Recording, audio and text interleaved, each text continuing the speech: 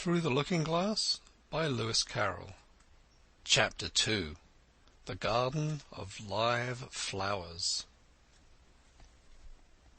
"I should see the garden far better," said Alice to herself, "if I could get to the top of that hill. And here's a path that leads straight to it. At least, no, it doesn't do that."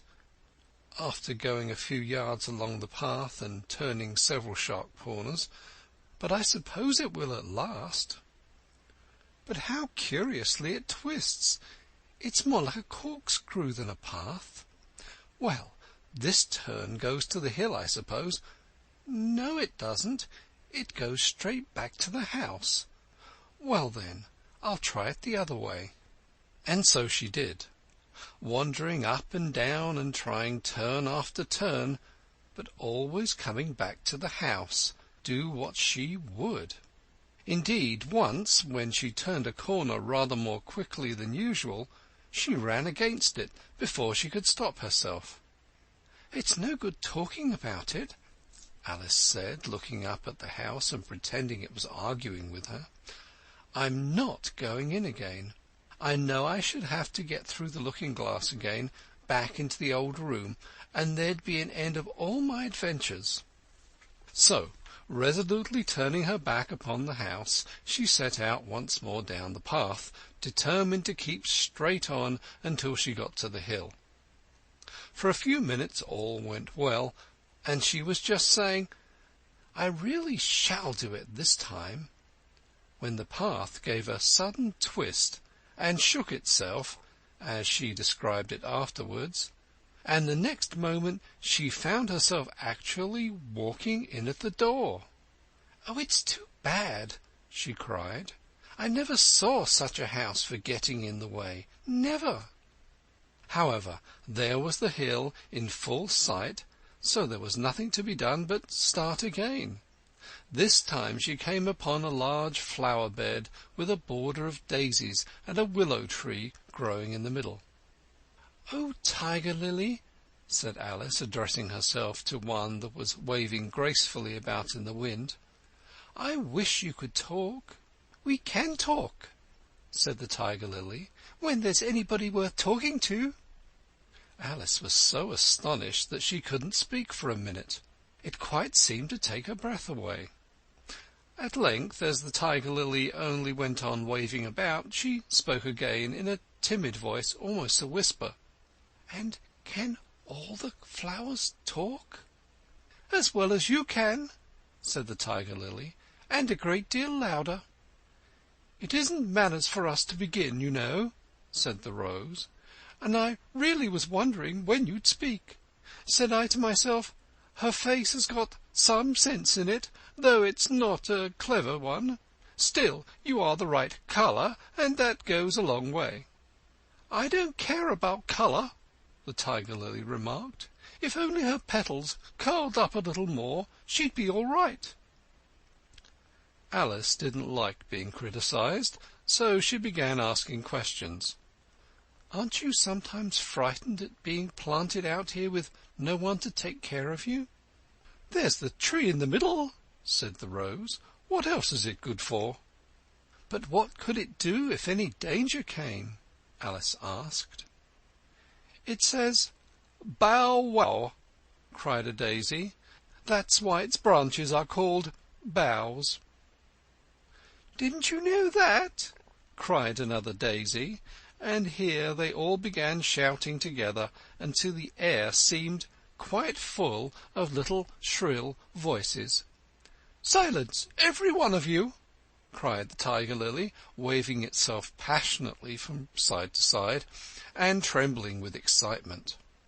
"They know I can't get at them," it panted, bending its quivering head towards Alice, "or they wouldn't dare to do it."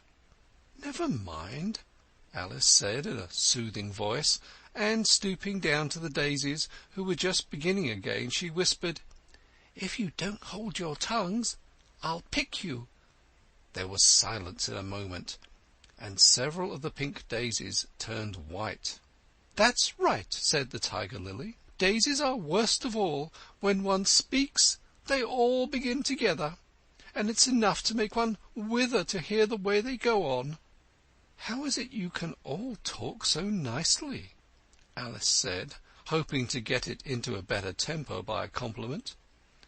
"I've been in many gardens before, but none of the flowers could talk." "Put your hand down and feel the ground," said the tiger lily. "Then you'll know why." Alice did so.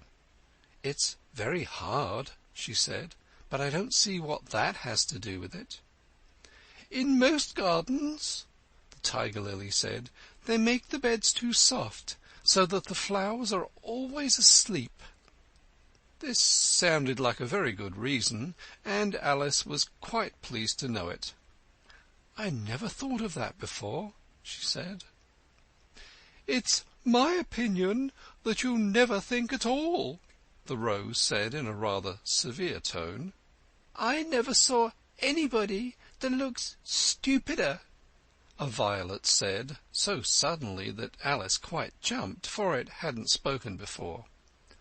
"Hold your tongue," cried the tiger lily, "as if you ever saw anybody. You keep your head under the leaves and snore away there, till you know no more what's going on in the world than if you were a bud." "And are there any more people in the garden besides me?" Alice said, not choosing to notice the rose's last remark. "There's one other flower in the garden that can move about like you," said the rose. "I wonder how you do it." "You're always wondering," said the tiger lily.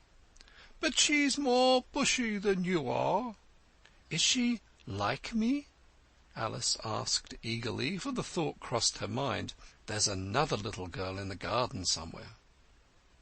"Well, she has the same awkward shape as you," the rose said, "but she's redder, and her petals are shorter, I think." "Her petals are done up close, almost like a dahlia," the tiger lily interrupted, "not tumbled about anyhow like yours." "But it's not your fault," the rose added kindly. "You're beginning to fade, you know, and then one can't help one's petals getting a little untidy." Alice didn't like this idea at all, so to change the subject she asked, "Does she ever come out here?" "I dare say you'll see her soon," said the rose. "She's one of the thorny kind." "Where does she wear the thorns?" Alice asked with some curiosity. "Why, all around her head, of course," the rose replied. "I was wondering you hadn't got some too. I thought it was the regular rule." "She's coming!" cried the larkspur. "I hear her footsteps, thump, thump, thump, along the gravel walk." Alice looked round eagerly, and found that it was the Red Queen. "She's grown a good deal," was her first remark. She had indeed. When Alice first found her in the ashes, she had been only 3 inches high, and here she was half a head taller than Alice herself. "It's the fresh air does it," said the rose. "Wonderfully fine air it is out here." "I think I'll go and meet her," said Alice, for, though the flowers were interesting enough, she felt it would be far grander to have a talk with a real queen. "You can't possibly do that," said the rose. "I should advise you to walk the other way." This sounded nonsense to Alice, so she said nothing, but set off at once towards the Red Queen. To her surprise, she lost sight of her in a moment, and found herself walking in at the front door again. A little provoked, she drew back, and after looking everywhere for the Queen, whom she spied at last a long way off, she thought she would try the plan this time of walking in the opposite direction. It succeeded beautifully. She had not been walking a minute before she found herself face to face with the Red Queen, and full in sight of the hill she had been so long aiming at. "Where do you come from?" said the Red Queen. "And where are you going? Look up, speak nicely, and don't twiddle your fingers all the time." Alice attended to all these directions, and explained, as well as she could, that she had lost her way. "I don't know what you mean by your way," said the Queen. "All the ways about here belong to me. But why did you come out here at all?" she added in a kinder tone. "Curtsy while you're thinking what to say. It saves time." Alice wondered a bit at this, but she was too much in awe of the Queen to disbelieve it. "I'll try it when I go home," she thought to herself, "the next time I'm a little late for dinner." "It's time for you to answer now," the Queen said, looking at her watch. "Open your mouth a little wider when you speak, and always say 'Your Majesty.'" "I only wanted to see what the garden was like, Your Majesty." "That's right," said the Queen, patting her on the head, which Alice didn't like at all. "Though when you say 'garden,' I've seen gardens compared with which this would be a wilderness." Alice didn't dare argue the point, but went on. "And I thought I'd try and find my way to the top of that hill." "When you say 'hill,'" the Queen interrupted, "I could show you hills in comparison with which you'd call that a valley." "No, I shouldn't," said Alice, surprised into contradicting her at last. "A hill can't be a valley, you know. That would be nonsense." The Red Queen shook her head. "You may call it nonsense if you like," she said, "but I've heard nonsense compared with which that would be as sensible as a dictionary." Alice curtsied again, but she was afraid from the Queen's tone that she was a little offended, and they walked on in silence till they got to the top of the little hill. For some minutes Alice stood without speaking, looking out in all directions over the country, and a most curious country it was. There were a number of tiny little brooks running straight across it from side to side, and the ground between was divided up into squares by a number of little green hedges that reached from brook to brook. "I declare, it's marked out just like a large chessboard," Alice said at last. "There ought to be some men moving about somewhere. And so there are," she added in a tone of delight, and her heart began to beat quick with excitement as she went on. "It's a great huge game of chess that's being played all over the world, if this is the world at all, you know. Oh, what fun it is! How I wish I was one of them! I wouldn't mind being a pawn, if only I might join, though of course I should like to be a queen best." She glanced rather shyly at the real Queen as she said this, but her companion only smiled pleasantly and said, "That's easily managed. You can be the White Queen's pawn if you like, as Lily's too young to play, and you're in the second square to begin with. When you get to the 8th square you'll be a queen." Just at this moment, somehow or other, they began to run. Alice never could quite make it out, in thinking it over afterwards, how it was that they began. All she remembers is that they were running hand in hand, and the Queen went so fast that it was all she could do to keep up with her. And still the Queen kept crying, "Faster, faster!" But Alice felt she could not go faster, though she had not breath left to say so. The most curious part of the thing was that the trees and the other things around them never changed their places at all. However fast they went, they never seemed to pass anything. "I wonder if all the things move along with us," thought poor puzzled Alice. And the Queen seemed to guess her thoughts, for she cried, "Faster! Don't try to talk.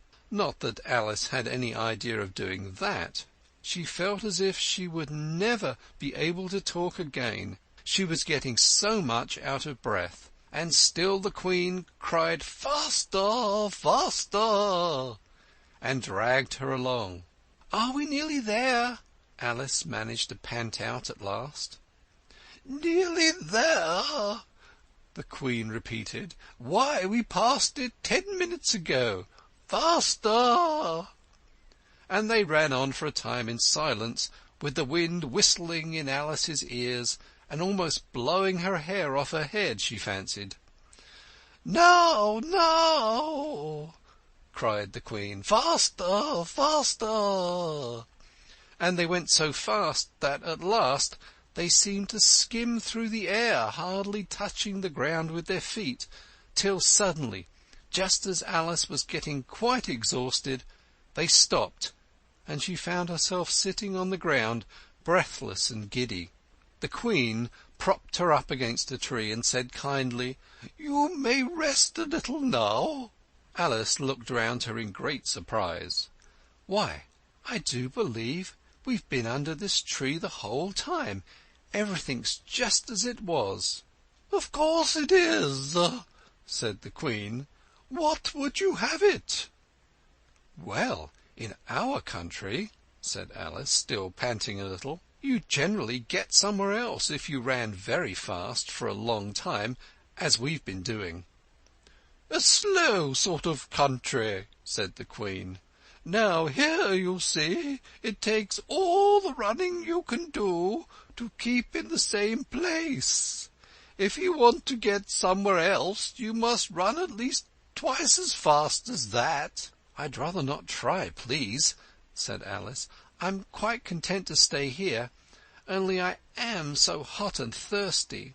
"I know what you'd like," the Queen said good-naturedly, taking a little box out of her pocket. "Have a biscuit?" Alice thought it would not be civil to say no, though it wasn't at all what she wanted. So she took it and ate it as well as she could. And it was very dry, and she thought she had never been so nearly choked in all her life. "While you're refreshing yourself," said the Queen, "I'll just take the measurements." And she took a ribbon out of her pocket, marked in inches, and began measuring the ground and sticking little pegs in here and there. "At the end of 2 yards," she said, putting in a peg to mark the distance, "I shall give you your directions. Have another biscuit?" "No, thank you," said Alice. "One's quite enough." "Thirst quenched, I hope?" said the Queen. Alice did not know what to say to this, but luckily the Queen did not wait for an answer, but went on. "At the end of 3 yards I shall repeat them, for fear of your forgetting them. At the end of 4 I shall say good-bye, and at the end of 5 I shall go."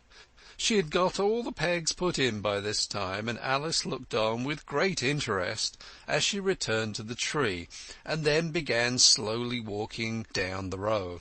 At the 2-yard peg she faced round and said, "A pawn goes 2 squares in its first move, you know.